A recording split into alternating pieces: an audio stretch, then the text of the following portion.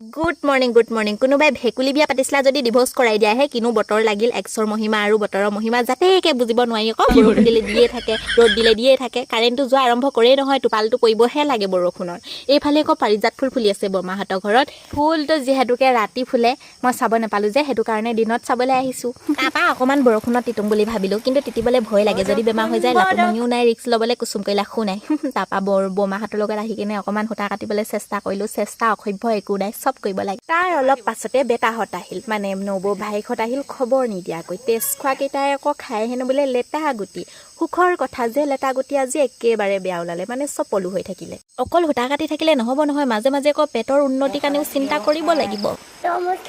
কি খালি এইফালে আকৌ বৌদুৱে পুতেকৰ লগত ৰিলছ ভিডিঅ' বনোৱাত লাগি গ'ল তাতে নকিয়া ফোনত দে তই ৰিলছ বনাই থাকহে মই আকৌ ডাঙৰ পোৱালিটোক বোকা পানী গচকি সিহঁতৰ ঘৰত থ'বলৈ আহিলোঁ আৰু চমজালোহি আৰু আপোনালোকক